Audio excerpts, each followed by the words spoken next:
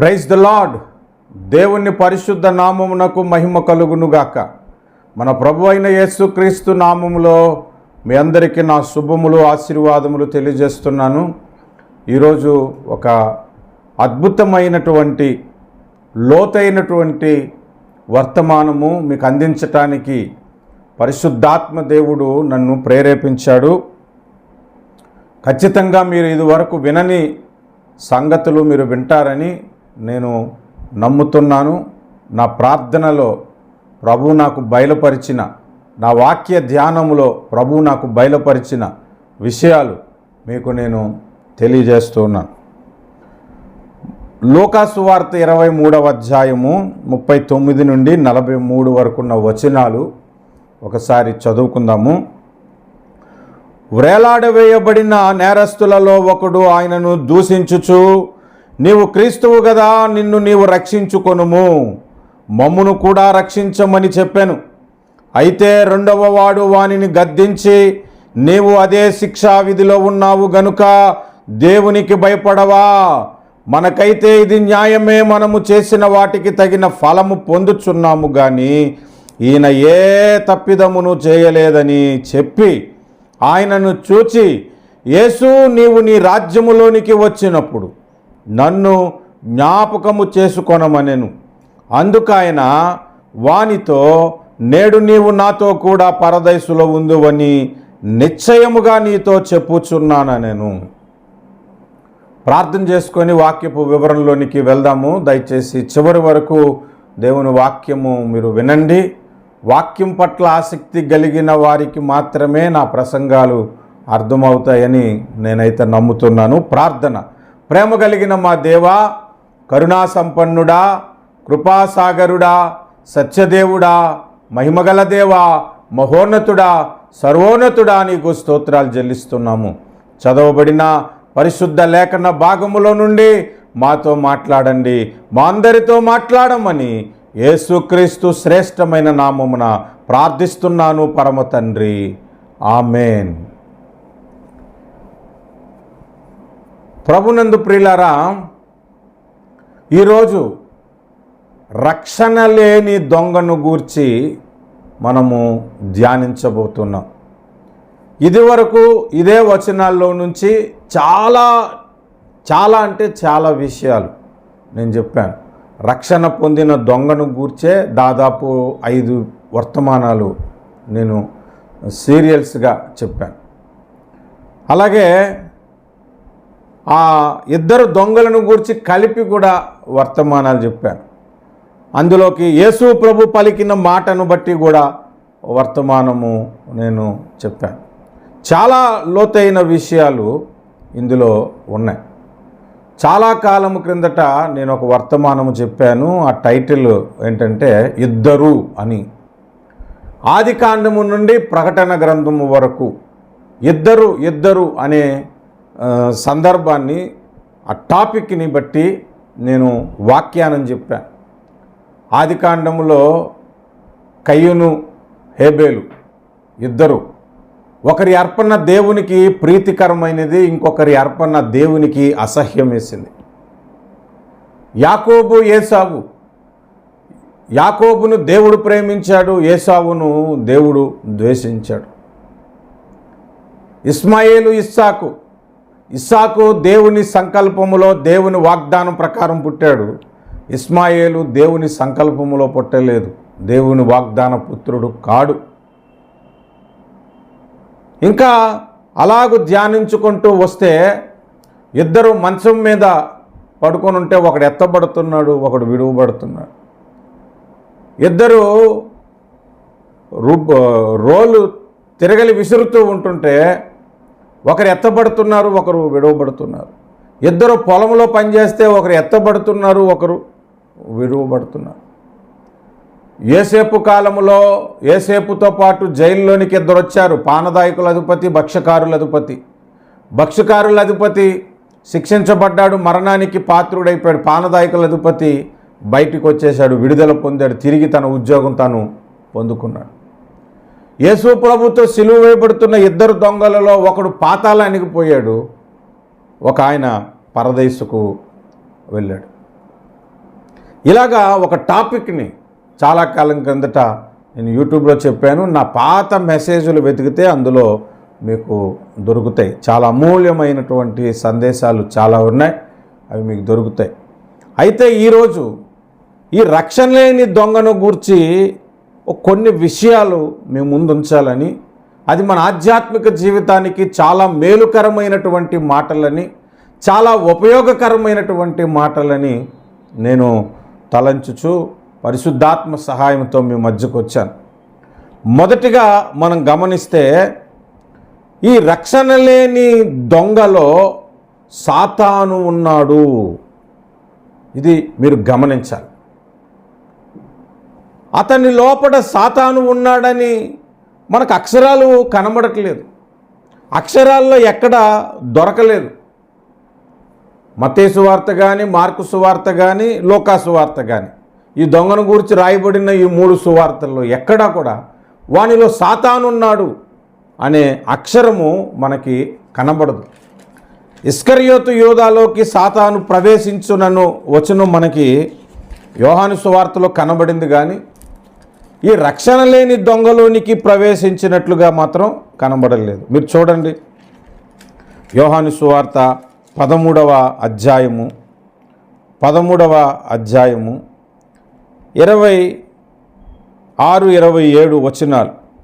అందుకు యేసు, నేను ఒక ముక్క ముంచి ఎవనికి ఇచ్చేదనో వాడే అని చెప్పి వానికి ఒక ముక్క ముంచి సీమోను కుమారుడుకు ఇస్కరియోతుకి యోదాకు ఇచ్చెను. వాడు ఆ మొక్క పుచ్చుకొనగానే సాతాను వానిలో ప్రవేశించెను. యేసు, నీవు చేయుచున్నది త్వరగా చేయమని వానితో చెప్పాను. ఆ మాట మీరు గమనించండి. సాతాను వానిలో ప్రవేశించెను అని కనబడుతుంది.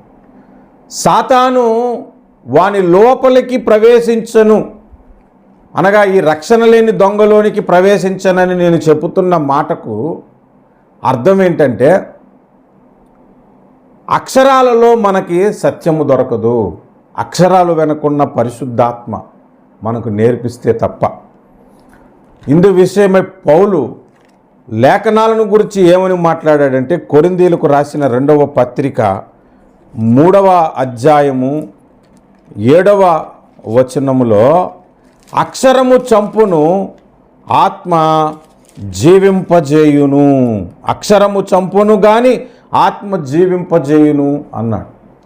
అక్షరాలు చంపును అంటే అర్థం ఏంటంటే, అక్షరాలు అన్నీ మనం చదివితేనే సత్యం అనేది బయలుపడుతుంది. అయినప్పటికీ అక్షరాలలో దొరకని అవసరమైన సత్యం ఏదో, ఇంపార్టెన్స్ ఏదైతే ఉందో అది పరిశుద్ధాత్మ దేవుడే మనకు బయలుపరచాలి. ఎందుకంటే ఈ వచనాలన్నీ కూడా పరిశుద్ధాత్మ ప్రేరేపణ చేత, పరిశుద్ధాత్మ ఆవేశం వలన కలిగినవని బైబిల్ మనకి చెప్తుంది. కాబట్టి ఆ పరిశుద్ధాత్మ దేవుడు ఏ ఉద్దేశముతో ఈ వచనాలను రాశాడో ఆయన రాతల్లో మనం ప్రతీదీ ధ్యానం చేస్తే తప్ప ఈ రక్షణ లేని దొంగలో సాతానున్నాడనే సంగతి మనకు అర్థం కాదు. బైబిల్ మనకి ఏం చెప్తుందంటే, యెహోవా గ్రంథమును పరిశీలించి చదువుకునుడి అని బైబిల్ చెప్తుంది. యెషయా గ్రంథము 34వ అధ్యాయము 16వ వచనం, యెహోవా గ్రంథమును పరిశీలించి చదువుకునుడి. ఆ జంతువులలో ఏదియు లేక ఉండదు, దేని జతపక్షి దాని యొద్ద ఉండక మానదు. నా నోట నుండి వచ్చిన ఆజ్ఞ ఇదే, ఆయన నోటి ఊపిరి వాటిని పోగు చేయును అనుంది.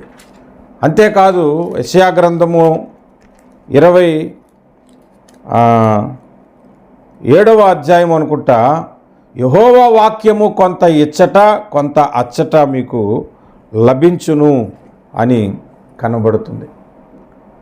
కాబట్టి వాక్యాన్ని మనం ధ్యానించేటప్పుడు ఇక్కడ సందర్భంలో ఈ రక్షణ లేని దొంగలో సాతానున్నాడు అని చెప్పటానికి నేను ఇంకొక సందర్భాన్ని మీకు చూపెడతాను. దాన్ని బట్టి మనం ఆలోచిస్తే ఇతనిలో సాతానున్నాడు అనే సంగతి మనకు అర్థమైపోతుంది. ఒక ఉదాహరణ, ఒకనికి జ్వరం వచ్చింది, వానికి పెనడల్ ట్యాబ్లెట్ ఇచ్చాం, లేదా డోలో 650 ట్యాబ్లెట్ ఇచ్చాం, తగ్గింది. ఇంకొకరికి జ్వరం వచ్చినప్పుడు ఇదే ట్యాబ్లెట్ అక్కడ పనిచేస్తుంది కదా.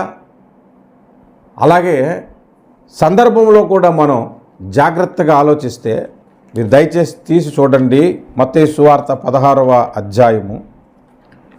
16వ అధ్యాయంలో యేసు ప్రభువు 21వ వచనం నుండి తన శిలువ మరణమును గూర్చి చెబుతున్నాడు. అప్పటి నుండి తాను యెరూషలేమునకు వెళ్ళి పెద్దల చేతను, ప్రధాన యాజకుల చేతను, శాస్త్రుల చేతను అనేక హింసలు పొంది చంపబడి 3వ దినమున లేచుట అగత్యమని యేసు తన శిష్యులకు తెలియజేయ మొదలు పెట్టగా, ఇక్కడ మీరు గమనించండి, ఈ 21వ వచనము ప్రారంభము అప్పటి నుండి అని ప్రారంభమైంది.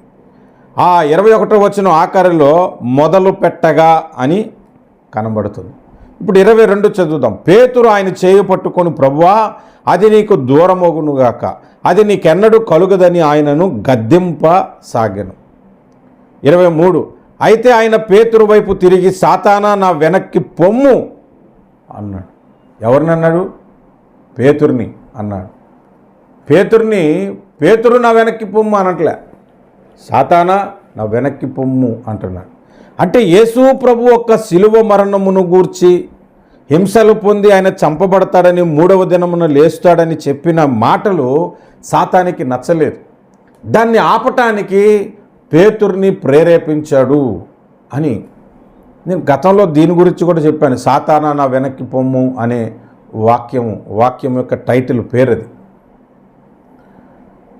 అంటే ఇక్కడ సాతాను దేన్ని ఆపడానికి ప్రయత్నిస్తున్నాడు? యేసు ప్రభు యొక్క శిలువ మరణమును ఆపటానికి ప్రయత్నం చేస్తున్నాడు. ఇది స్టార్టింగ్ అంట. యేసు ప్రభు ఈ బోధ చేయటం అప్పటి నుండి తాను అంతకుముందు ఆయన హింసలు పొంది మరణిస్తాడని, శిలువ వేయబడతాడని, 3వ దినమున లేస్తాడని ఎక్కడ అంతకుముందు చెప్పలేదు. ఆయన నోటి మాటల్లో బోధించలేదు. అదే స్టార్టింగ్ మొదలుపెట్టాడు. మొదలు పెట్టగానే సాతాను ప్రారంభించాడు. మరి శిలువ వేయబడినప్పుడు అటు ఇటు ఇద్దరు నేరస్తుల మధ్య యేసు ప్రభు శిలువ వేయబడినప్పుడు ఆయన చెప్పటం ఏదైతే ప్రారంభించాడో అది ముగింపుకు వచ్చేసింది. అప్పుడు కూడా ఆ సాతానుడు ఈ రక్షణ లేని దొంగలోనికి వెళ్ళాడా లేదా అంటే ఈ వచనాన్ని మీరు ఆధారం చేసుకునండి, వెళ్ళుంటాడా లేదో మీకే అర్థమైపోయి ఉంటుంది. ఖచ్చితముగా 100కి 100% సాతాను ఆ దొంగలో నుండి యేసు ప్రభువుని ప్రేరేపిస్తున్నాడు. నీవు క్రీస్తువు కదా, నిన్ను నీవు రక్షించుకొనుము, మమ్మును కూడా రక్షించమని చెప్పాను అంట. రక్షించుకొనుము అంటే అర్థమేంటి? ఇంకొక కోణంలో ఏం చెప్తున్నాడు? ఆ శిలువ మీద నువ్వు మరణించొద్దు, ముందు తప్పించుకొని వచ్చేసాయి అని అంటున్నాడు. పేతురేమన్నాడు? నీకు అది జరగకూడదు అని అన్నాడు. అంటేనే సాతానా నా వెనక్కి పొమ్మని అన్నాడు ప్రభువు. మరి ఇక్కడ రక్షణ లేని దొంగ మాట అనేటప్పుడు వాడిలో సాతాను లేడని మనం ఎలా అనుకుంటాం? కాబట్టి వానిలో సాతాను ఉన్నాడు అనటానికి ఇదొక నిరూపణ. రెండవ నిరూపణ నేను చెప్తాను, మీరు చూడండి. ఈ రక్షణ లేని దొంగ ఒక పదాన్ని, రక్షణ లేని దొంగను గూర్చి ఒక పదము మనకు రాయబడింది అక్కడ. వ్రేలాడవేయబడిన నేరస్తులలో ఒకడు ఆయనను దూషించుచు అని ప్రారంభించాడు. ఈ ఇద్దరు దొంగల్లో మొదటి దొంగ అండి రక్షణ లేనివాడు, రెండవ దొంగ రక్షింపబడ్డాడు. అందుకే రెండవ వాడు వాడిని గద్దించనని ఉంది కదా. కాబట్టి ఈ మొదటి దొంగ, ఈ రక్షణ లేని దొంగ ఆయనను దూషించుచు పలికాడంట. ఈ మాట దూషించటము, యేసు ప్రభువుని దూషించటము, దేవుణ్ణి దూషించటము సాతాను యొక్క పని. దీనికి నిరూపణగా బైబిల్లో యోబు గ్రంథము 1వ అధ్యాయము దగ్గర చూడండి. యోబు చేత దేవుణ్ణి దూషించేలాగా చేయాలనుకున్నాడు సాతాను. అందుకనే అపవాది దేవునితో మాట్లాడుతున్నప్పుడు ఏం మాట్లాడాడు చూడండి. 6వ వచనములో, మొదటి అధ్యాయం యోబు గ్రంథం 6వ వచనం. దేవదూతలు యెహోవా సన్నిధిని నిలుచుటకే వచ్చిన దినమొకటి తటస్థించాను. ఆ దినమున అపవాదియగు వాడు వారితో కలిసి వచ్చాను. యెహోవా నీవు ఎక్కడి నుండి వచ్చితివని వారిని అడుగగా, అపవాది భూమి మీద ఇటు అటు తిరుగులాడుచు అందులో నుండి సంచరించుచు వచ్చితని యెహోవాకు ప్రత్యుత్తరం ఇచ్చాను. అందుకు యెహోవా నీవు నా సేవకుడైన యోబు సంగతి ఆలోచించితివా? అతడు యథార్థవర్తనుడును న్యాయవంతుడునై దేవుని యందు భయభక్తులు కలిగి చెడుతనము విసర్జించినవాడు.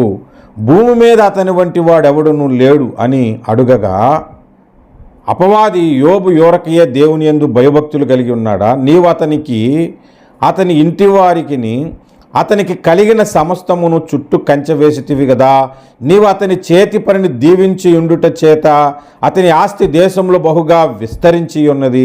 అయినను నీవు ఇప్పుడు నీ చేయి చాపి అతనిని కలిగిన సమస్తమును మొత్తిన ఎడల అతడు నీ ముఖము ఎదుటనే దూషించి నిన్ను విడిచిపోవునని చెప్పాడు. నిన్ను దూషించి నిన్ను విడిచెళ్ళిపోతాడు ఆయన కలిగినదంతా తీసేస్తే అన్నాడు. సరే, దేవుడు పర్మిషన్ ఇచ్చాడు, కలిగిన ఆస్తి తీసేశాడు, సంతానం అంతా కూడా చనిపోయేలా చేశాడు దుష్టుడు. అయినా యోబు ఆయన్ని స్తుతించాడు తప్ప దూషించలేదు. మరలా రెండవ అధ్యాయం 1వ వచనంలో, దేవదూతలు యెహోవా సన్నిధిని నిలుచుటకే వచ్చిన దినమొకటి తటస్థించగా మరి ఒక దినము తటస్థించగా వారితో కూడా అపవాది సన్నిధిని నిలుచుటకే వచ్చిన. యెహోవా నీవు ఎక్కడి నుండి వచ్చావు అంటే నేను భూమి మీద ఇటు అటు తిరుగుతూ వచ్చానని చెప్పాడు. అప్పుడు వచ్చి యోబు గురించి మరలా ప్రస్తావన వచ్చింది. అతనికి అంతా పోయిన ఆరోగ్యంగా ఉన్నాడు. ప్రభువా, మరి ఆరోగ్యం తీసేస్తే నిన్ను దూషిస్తాడు అంటే, సరే అతను ప్రాణం తీయొద్దు, అతను నీ వశానికి అప్పగించాను, నువ్వేం చేసుకుంటావు చేసుకోనంటే ఒళ్ళంతా రోగము, స్కిన్ డిసీజ్ వచ్చేలా చేశాడనమాట. చిల్ల పెంకుతో గోక్కునే పరిస్థితి వచ్చింది. అప్పుడు యోబు భార్య వచ్చి 8-9 వచనాల్లో మనం చూస్తే, అతడు ఒళ్ళు గోకుకొనుటకే చిల్ల పెంకు తీసుకొని బూడిదలో కూర్చుండగా అతని భార్య వచ్చి, నీవింకను యథార్థతను వదలకయుందువా, దేవుని దూషించి మరణము కమ్మనెను అంట. దేవుణ్ణి దూషించేలాగా అతన్ని చేస్తానంటున్నాడు. దూషించకపోయేసరికి భార్య ద్వారా కూడా ప్రేరేపిస్తున్నాడు దూషించి అని. ఈ దూషించే పని సాతానుది, దూషించేలాగా చేసే పని సాతానుది. భక్తుల చేత దేవుణ్ణి దూషించాలనుకుంటాడు. మానవుల చేత, ఆయన స్వరూపంలో నిర్మాణమైన మానవుల చేత దేవుణ్ణి దూషించేలాగా చేయాలనుకుంటాడు దుష్టుడు. ఇప్పుడు ఈ రక్షణ లేని దొంగ దూషించుచు అని రాయబడి ఉందంటే మీరు అర్థం చేసుకోండి, వాడిలో సాతాను ఉన్నాడా లేడా, వానికి సాతాను ప్రేరేపించాడా లేదా, మీరే అర్థం చేసుకోవచ్చు. ఒకవేళ మీలో ఎవరైనా సాతాను అతన్ని ప్రేరేపించాడండి, అతనిలో ఉన్నాడని ఎందుకు అనాలి అని మీరు అనుకోవచ్చు. కానీ నేను దానికి ఎందుకు ఒప్పుకోనంటే, ఒక్క ప్రేరేపణే కాదు, వాడు దూషించుచు నీవు క్రీస్తువు గదా అన్నాడు. అంటే క్రీస్తువైతే అని అనట్లేదు, నువ్వు క్రీస్తువే అని కన్ఫర్మ్ చేస్తున్నాడు. యేసు ప్రభువు క్రీస్తు అనే సంగతి సాతానికే బాగా తెలుసు. కాబట్టి వాని లోపల ఉన్నాడని నేనైతే ఈ వచనాన్ని బట్టి గట్టిగా నమ్ముతున్నాను. మత్తయి సువార్త 16, యోబు గ్రంథం మొదటి 2 అధ్యాయాలను బట్టి దుష్టుడు ఈ రక్షణ లేని దొంగను ఉపయోగించుకొని దూషించటం ప్రారంభించాడు. ఇది మొట్టమొదటిగా మనం నేర్చుకోవలసిన విషయం. ఇందులో మనం నేర్చుకోవలసిన ఆధ్యాత్మిక పాఠం ఏంటి అనంటే, దేవుని మీద అసహ్యం కలిగేలాగా నీకు ఏదైనా ప్రేరేపణ వచ్చినా, దేవుడు నా జీవితంలో కార్యం చేయట్లేదని దేవునికి విరోధంగా మాట్లాడే ప్రేరేపణ నీకు ఏదొచ్చినా, దేవుడు నాకు సహాయం చేయట్లేదు, ఏం దేవుడు అని దేవుణ్ణి దూషించాలనే మనసు నీకు కలిగిన, దాని అర్థం ఏంటో అంటే నువ్వు సాతాను బంధకాల్లో ఉన్నావు, సాతాను ప్రేరేపణలో నీవు ఉన్నావు, సాతాను నీకు దగ్గరలోనే ఉన్నాడు. ఇంకా చెప్పాలనంటే నీ లోపల ఉన్నాడేమో అన్నంతగా నువ్వు ఆలోచించుకోవాలి. నీ కొరకు ప్రాణం పెట్టిన దేవుణ్ణి, నీ కొరకు రక్తము కార్చిన దేవుడిని దూషించటానికి ఎందుకు మనసు వస్తుంది? నీవు ప్రార్థించినప్పుడు కార్యాలు జరగలేదనా? నువ్వు అడిగిన డబ్బు దేవుడు ఇవ్వలేదన్నా? నువ్వు అడిగిన ఆరోగ్యము దేవుడు ఇవ్వలేదన్నా? అడిగిన ఉద్యోగం ఇవ్వలేదన్నా? సంతానం ఇవ్వలేదన్నా? ఇవన్నీ చిన్న చిన్నవి. ఈ లోక సంబంధమైన ఆశీర్వాదాలు ఏదైనా సరే చాక్లెట్ లాంటివి. పరలోక సంబంధమైన ఆశీర్వాదాలు కొరకు మీరు అడగండి, దేవుడు ఖచ్చితంగా మీకు అనుగ్రహిస్తాడు. దేవుడికి ప్రార్థిస్తే దేవుడు కార్యం చేయలేదు అనే దానికంటే, దేవుడు నాకు కార్యం చేసినా చేయకపోయినా నా కొరకు రక్తము కార్చి రక్షణను అనుగ్రహించాడు, ఇది నాకు చాలు, దానిని బట్టి ప్రభువును నేను స్తుతిస్తాను తప్ప దూషించే మనసు నాకు కలగకూడదు అని నువ్వు ఒక గట్టి నిర్ణయం నీ హృదయంలో తీసుకుంటే అది భక్తికి బలమైన పునాది అవుతుంది. కానీ దేవుణ్ణి దూషించే మనస్సు నీకు కలుగుతుందంటే అర్థం ఏంటి అంటే, సాతాను నిన్ను ప్రేరేపిస్తున్నాడు, సాతాను నీ లోపలికి వచ్చేసాడేమో, జాగ్రత్తగా ఉండు. కొంతమంది అంట యేసు ప్రభువుని ఎరిగిన తర్వాత మరలా హైందవ్యంలోకి ఇతర మతాల్లోనికి వెళ్ళిపోయారని కొంతమంది చెప్పుకుంటున్నారు. అలా వెళ్ళిపోయిన తర్వాత ఆయన దేవుడు కాదండి, ఎంతో గొప్ప దేవుడు అనుకుని వెళ్ళాం కానీ మాకేం కార్యాలు జరగలేదండి అని చెబుతున్నారు. చూశారు, వాళ్ళలో కూడా సాతానుడు దూరిపోయాడు అనటానికి ఇదొక గొప్ప వచనము, మనకి గొప్ప పాఠము మనకి. కనుక దేవుణ్ణి దూషించే మనసు, దేవుని మీద అనుమానపడే మనసు ఏది కూడా మనలో కలుగకూడదు. దానినే హెబ్రీ పత్రికలో పౌలు చేదైన వేరు అని కూడా మాట్లాడాడు. చేదైన వేరు ఏది కూడా మనలో మొలవకుండా ఉండటానికి మీరు ప్రార్థన చేసుకునండి. రెండవది, ఈ రక్షణ లేని దొంగను గూర్చిన విషయంలో రెండవది నేను మీకు తెలియజేయాలనుకుంటున్నాను. చూడండి, ఈ రక్షణ లేని దొంగకు శిలువ మరణము తప్పించుకోవాలన్న ఆలోచన తప్ప శాశ్వత మరణం తప్పించుకోవాలన్న ఆలోచన లేదు వీడికి. రెండు మరణాలు ఉన్నాయి. ఒకటి శరీర మరణం, రెండు నరకములోనికి వెళ్ళిపోవుట, నరకములో పడుట, అగ్నిగుండములో పడుట రెండవ మరణము అని ప్రకటన గ్రంథములో రాయబడి ఉన్నది. ప్రకటన గ్రంథము 21వ అధ్యాయము 8వ వచనము. పిరికివారును, అవిశ్వాసులను, అసహ్యులను, నరహంతకులను, వ్యభిచారులను, మాంత్రికులను, విగ్రహారాధకులను, అబద్ధికులందరూ అగ్ని గంధకములతో మండు గుండములో పాలు పొందుదురు. ఇది రెండవ మరణం. ఇది రెండవ మరణం అంటే మొదటి మరణం శరీర మరణము అని అర్థం. ఆ శరీర మరణం తప్పించుకోవాలన్న ఆలోచన ఉందా కానీ రెండవ మరణం తప్పించుకోవాలన్న ఆలోచన ఈ దొంగకు లేదు. కానీ రెండవ దొంగ ఉన్నాడు చూసావు, ఆ రెండవ దొంగ రెండవ మరణమును కూడా తప్పించుకోవాలనుకుంటున్నాడు. ఆ రెండవ మరణాన్ని తప్పించుకోవాలనుకున్నాడు. మొదటి మరణం పోయినా పర్లేదు, ఎలాగో చచ్చిపోతాను, కానీ ఆ రెండవ మరణానికి నేను పాలువాడిని కాకూడదు, నరకపాత్రుని కాకూడదు, ఆ నరకంలోనికి నేను వెళ్ళిపోకూడదు, దేవుని రాజ్యంలోనికి వెళ్ళిపోవాలని ప్రార్థన చేసుకొని ప్రార్థనపూర్వకంగా ఆ ప్రార్థన అతన్ని రక్షించేసింది. అంటే రెండవ దొంగకు రెండవ మరణముకు వెళ్ళకూడదన్న ఆలోచన ఉన్నది.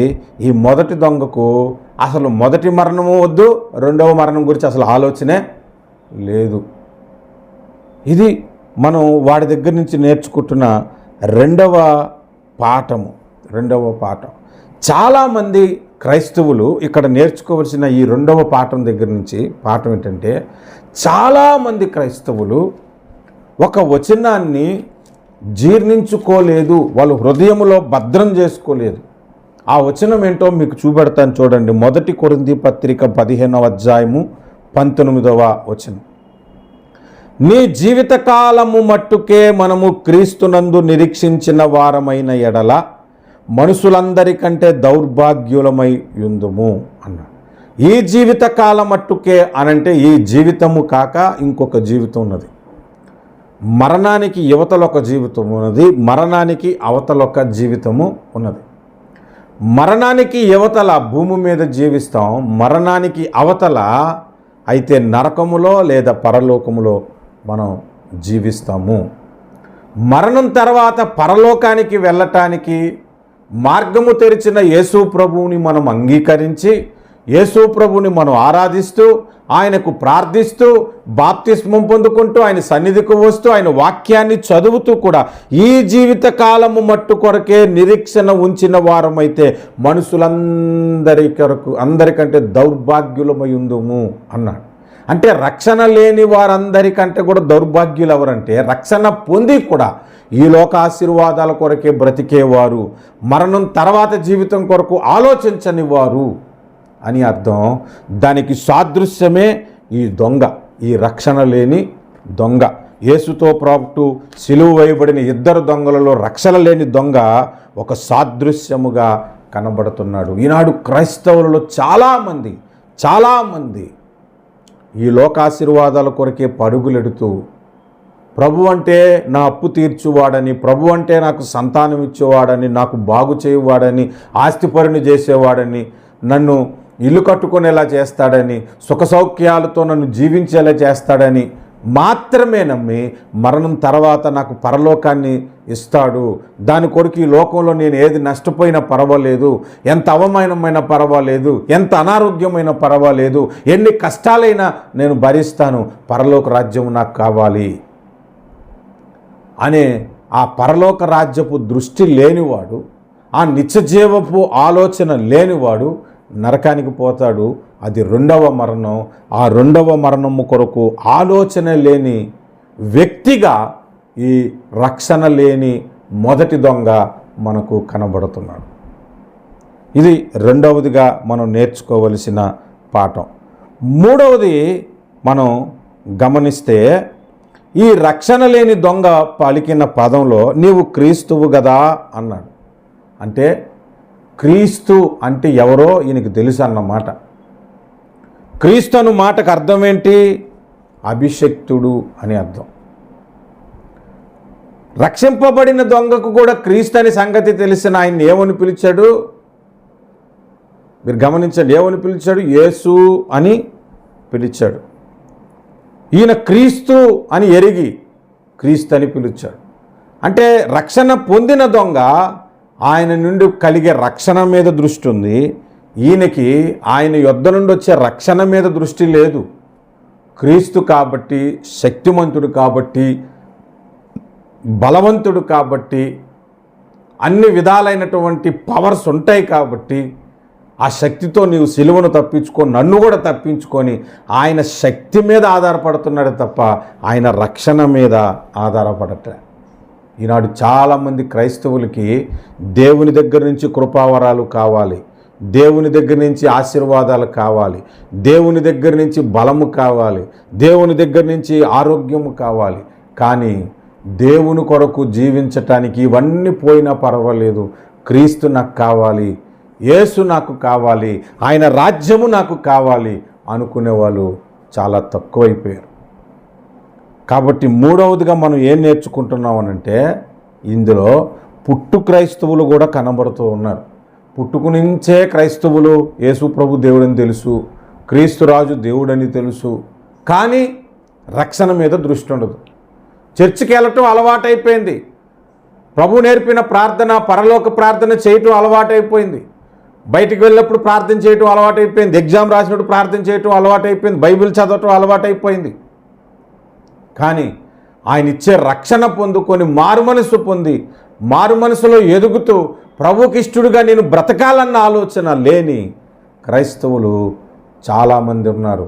పుట్టు క్రైస్తవులు అనే మాట ఎందుకు అంటే, ఎక్కువగా వాళ్ళలోనే నేను ఈ భక్తికి చూశాను, ఎక్కువగా వారిలోనే ఇటువంటి బలహీనతలు నేను చూశాను. పేరుకి క్రైస్తవుడే జాన్, కానీ సిగరెట్ మానడు, మందు మానడు, చర్చ్ కూడా మానడు, చర్చికి కూడా వస్తూనే ఉంటాడు. యేసుప్రభు దేవుడు అని తెలియదా వాళ్ళకేనంటే ఎందుకు తెలీదు? ఆయన క్రీస్తు అని తెలుసు, ఆయన ప్రభువులకు ప్రభు అని నాకు తెలుసు అని అంటాడు. విగ్రహారాధన చేయడు, ఇతర దేవుణ్ణి పూజించడు, యేసుప్రభు దేవుడనే చెప్తాడు, కానీ మారు మనసు ఉండదు. ఈ దొంగకు కూడా అదే ప్రాబ్లం. మారు మనసు లేని దొంగ, రక్షణ లేని దొంగ, మారు మనసు లేని దొంగ. ఇతను పేరుకి క్రైస్తవుడైనంత మాత్రాన నువ్వు క్రైస్తవుడు అయిపోవు. నీ పేరులో క్రిస్టియన్ నేమ్ ఉన్నంత మాత్రాన నువ్వు క్రిస్టియన్ అయిపోవు. మారు మనసు పొంది దేవుని కుమారుడిగా నీవు స్వీకరించబడాలి, బాప్తిస్మం పొందాలి, ఆయన సన్నిధిని విడువక, ప్రార్థన మానక, ఆయన కొరకే జీవించే తలంపులతో నీవు నింపబడి నీ అనుక్షణము, నీ ప్రతి క్షణము దేవుని కొరకు బ్రతకాలనుకోవటమే క్రైస్తవుడుగా నువ్వు జీవించగలుగుతావు. కనుక దేవుణ్ణి దేవుడిగా తెలుసుకున్నా దేవునిగా మహిమపరచటలేదంట కొంతమంది. అలాంటి స్థితిలో నీవు ఉండకూడదు. ఇది మూడవదిగా మనకు నేర్పిస్తున్నమాట.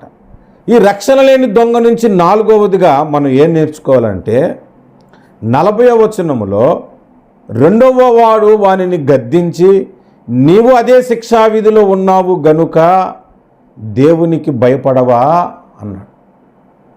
దేవునికి భయపడవా అంటే ఆ రెండవ దొంగ వానిలో ఏమి గమనించాడు? దేవుని భయం లేనివాడుగా గమనించాడు. ఈ రెండవ దొంగ దగ్గర దేవుని భయం అప్పుడు కలిగింది. వాడికి దేవుని భయం లేదు. అది చివరి గడియాలనే సంగతి తెలుసు కూడా దేవుడంటే భయం లేదంటే మరి వాడి ఇంకెంత భయం లేని వ్యక్తిగా ఉన్నాడో చూడండి. దేవుడంటే ఎంత దేవుడు లేడన్నోడైనా సరే, దేవుని భయం లేనోడైనా సరే, మరణ గడియ దగ్గరకు వచ్చేసరికి దేవుడు అంటే భయపడతాడు కొంచెంలో కొంచెం. ఇంకాసేపట్లో చచ్చిపోతాడని సంగతి తెలిసి కూడా దేవుడంటే భయము లేదు వాడికి. దేవుడంటే భయము లేని వానికి ఇంక దేవుని రాజ్యం ఎలా వస్తుంది? అసలు దేవుని భయము మనకి ఎటువంటిదంటే 19వ కీర్తన 9వ వచనం చూడండి. 19వ కీర్తన 9వ వచనము,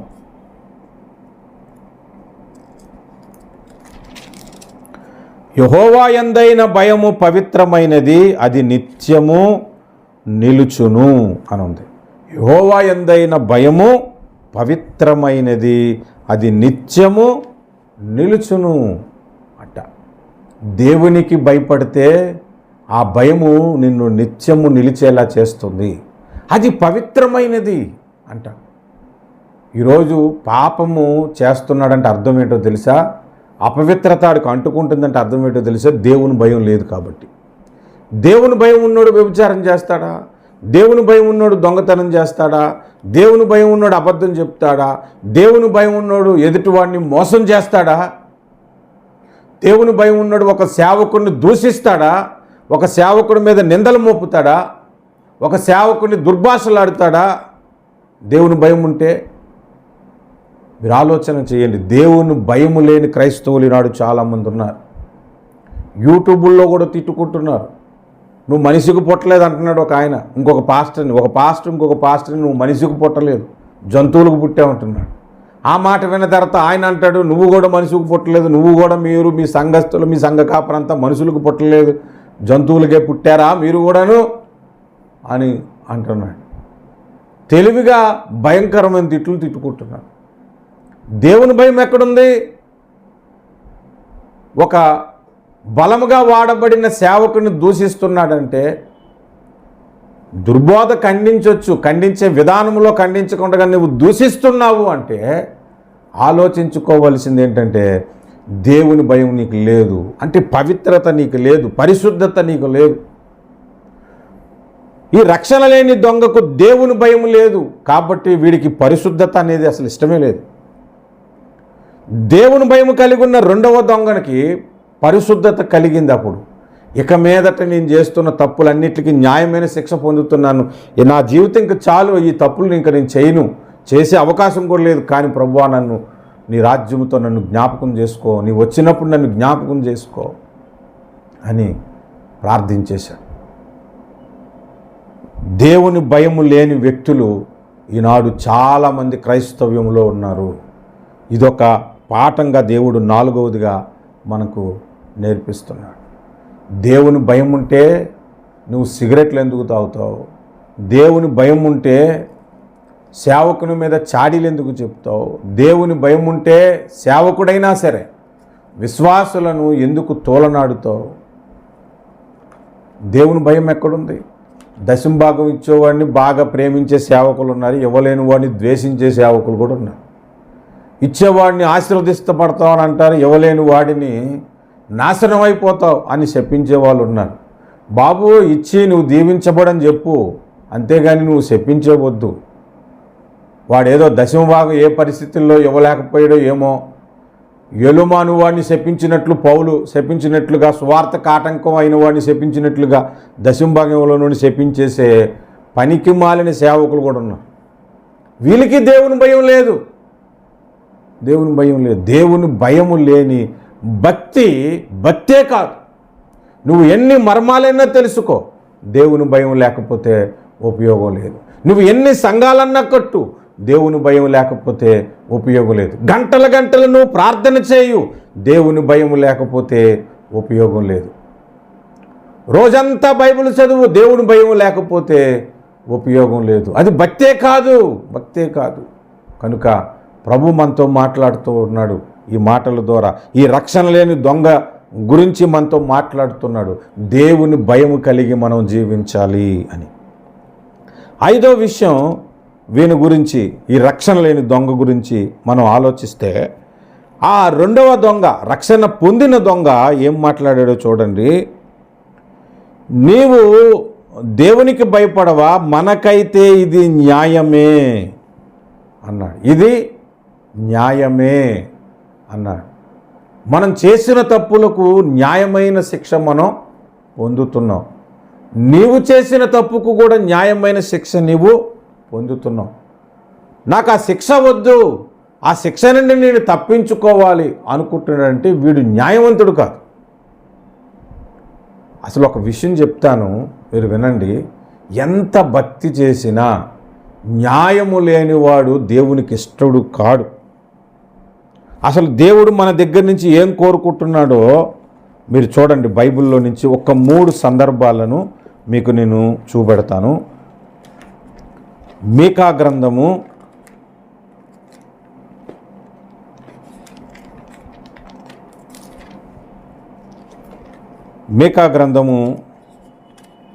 6వ అధ్యాయము 9వ వచనం. మీకా గ్రంథము 6వ అధ్యాయము 9వ వచనం చూడండి ఒకసారి. హల్లెలూయా, హల్లెలూయా.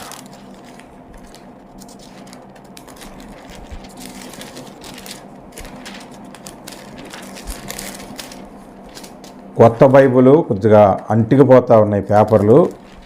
మీకా గ్రంథము 6వ అధ్యాయము 8వ వచనం. మనుషుడా, ఏది ఉత్తమమో అది నీకు తెలియజేయబడి ఉన్నది. న్యాయముగా నడుచుకొనుటయు, కనికరమును ప్రేమించుటయు, దీన మనస్సు కలిగి నీవు దేవుని ఎదుట ప్రవర్తించుటయు, ఇంతే కదా యెహోవా నిన్ను అడుగుచున్నాడు అన్నాడు. ఎప్పుడన్నా ఈ వచనాన్ని మీరు ధ్యానించండి. ఇంతే కదా అంటే అది చాలా చిన్న విషయం. తర్వాత ఏది ఉత్తమమో అది నీకు తెలియజేయబడి ఉన్నది అంట. ఉత్తమమైనది ఏంటంటే న్యాయముగా నడుచుకొనుటయు అని. న్యాయముగా ఈనాడు ఎక్కడ నడుచుకుంటున్నారు? ఒకడు నాకు అన్యాయం చేశాడండి, లిటరల్గానే నిజంగానే అన్యాయం చేశాడు. ఆ అన్యాయస్తుడికి ఇంకొక పాస్టర్ సపోర్ట్ చేశాడు.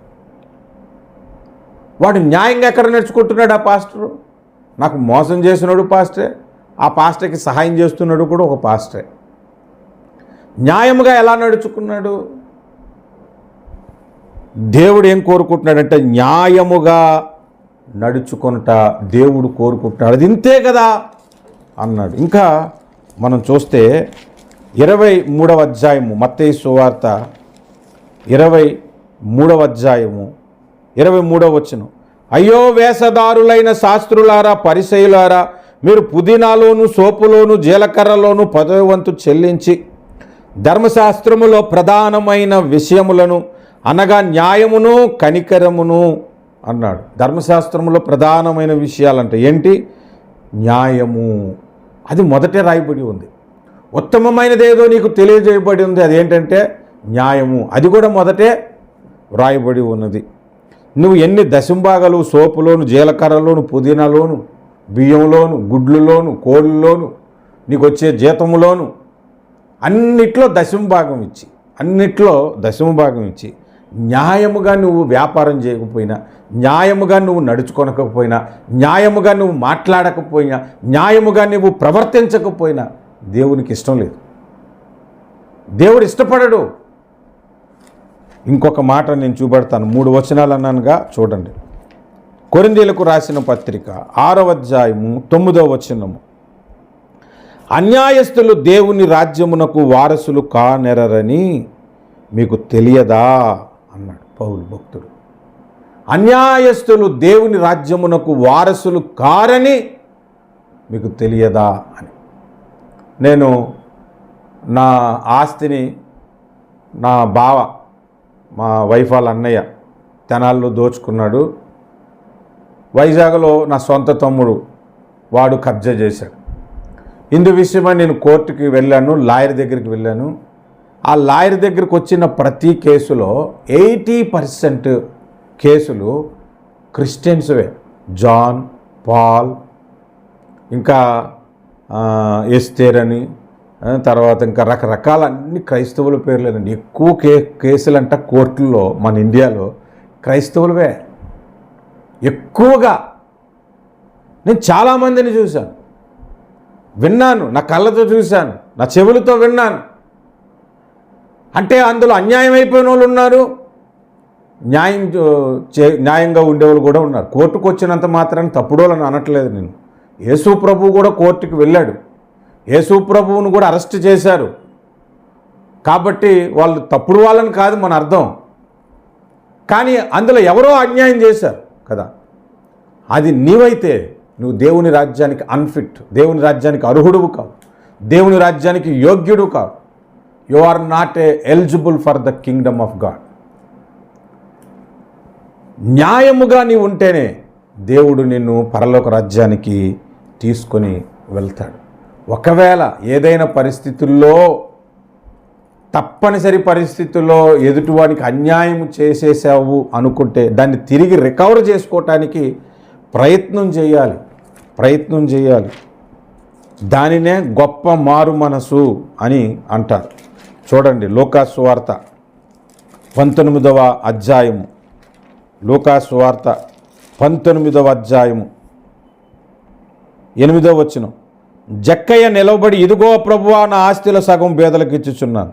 నేను ఎవని యొద్దనైనను అన్యాయంగా దేనినైనను తీసుకుని ఎడల అతనికి 4 గంతలు మరలా చెల్లింతునని ప్రభువుతో చెప్పాను. నేను ఎవరి దగ్గరైనా అన్యాయంగా తీసుకుంటే 4 గంతులు ఇచ్చేస్తాను అన్నాడంటే అసలు ముందు ఆయన అన్యాయంగా ప్రవర్తించలేదు. ఒకవేళ నాకు తెలియక నేను ప్రవర్తించుంటే నేను 4 గంతులనికి ఇచ్చేస్తాను అని చెప్పాడు. అన్యాయస్తులు దేవుని రాజ్యానికి వారసులు కారు. ఈ రక్షణ లేని దొంగలో ఉన్న దుర్గుణం అన్యాయం చేసే మనస్సు. ఈ 5 లక్షణాలు మనం ధ్యానం చేస్తే ఈ రక్షణ లేని దొంగలో మనకు కనబడుతున్నాయి. అందుకే యేసు ప్రభు ఆయనకి అసలు ఏ సమాధానం చెప్పలేదు, ఒక్క మాట కూడా చెప్పలేదు. వాడిని గద్దించటం కూడా చేయలేదు. వాడిని గద్దించే పని ఆ పక్కనున్న 2వ దొంగ చేశాడు తప్ప యేసు ప్రభు అసలు వాడిని పట్టించుకోలేదు. అంటే మనం అర్థం చేసుకోవాలి, ఎట్లాంటి క్యారెక్టరే నీదైతే దేవుడు నువ్వు ప్రార్థించినా పట్టించుకోడు, అరిచి కెవ్వు పెట్టినా పట్టించుకోడు, యజ్ఞేవ చేసినా పట్టించుకోడు. అసలు నువ్వు ఏ విధంగా కింద మీద పొరులాడినా దేవుడు నిన్ను పట్టించుకోడు. ఆయన ఎవరిని పట్టించుకుంటాడంటే ఆయన యందు భయము కలిగిన వారిని, పరిశుద్ధత కలిగిన వారిని, న్యాయముగా ఉన్నవారిని, మారు మనస్సు కలిగిన వారిని ఆయన పట్టించుకుంటాడు. ఆయన రాజ్యము కొరకు వేడుకొనిన వారిని పట్టించుకుంటాడు. ఆ రక్షణ లేని దొంగ వలె మనం ఉండకుండా రక్షణ పొందిన 2వ దొంగ ఉన్నాడు చూశారు, వాని వలె దేవుని రాజ్యము మనమందరము స్వతంత్రించుకుందుముగాక. దేవుడు అటువంటి కృప మనకి అనుగ్రహించునుగాక. దేవుడిచ్చిన ఈ వర్తమానాన్ని బట్టి ప్రభువుని నేను స్తుతిస్తూ ఉన్నాను. ప్రార్థన చేసుకుందాం. నాతో పాటు ప్రార్థనకి ఏకీభవించండి. వర్తమానము మీకు ఆధ్యాత్మికంగా అనిపిస్తే కొంతమందికి మీరు షేర్ చేసి సహాయం చేయండి.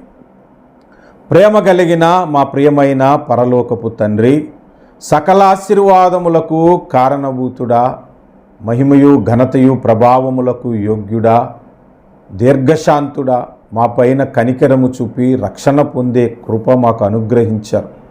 ప్రార్థించుకునే కృప మాకు ఇచ్చారు. జీవము కలిగి ఉండటానికి కృప చూపారు. నీతో పాటు ఇద్దరు సిలువ వేయబడ్డారు ప్రభువా. ఒకడు రక్షణ పొందాడు, ఇంకొకడు రక్షణ పొందలేదు. ఆ రక్షణ పొందిన వాని వలె మా బ్రతుకులు ఉండటానికి, మీ రాజ్యము చేరటానికి మమ్మలను జ్ఞాపకం చేసుకునండి.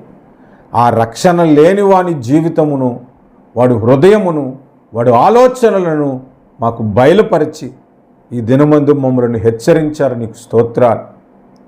ఇదిగో మీ శిలువ కార్యము మా జీవితంలో వ్యర్థము కాకుండానట్లు మా ఎడల కృప చూపి సమృద్ధిగా కృప పొందుకొని మేము బ్రతుకున్నట్లు, మంచి మారు మనసు పొంది మారు మనసులో ఎదుగుతూ నీకు ఇష్టలుగా మేము బ్రతకటానికి కృప చూపించమని యేసుక్రీస్తు వారి శ్రేష్టమైన నామమున ప్రార్థిస్తూ ఉన్నాను పరమ తండ్రి. ఆమేన్. ఆమేన్. Please subscribe to our channel, press the notification button and like our videos. Thank you for watching.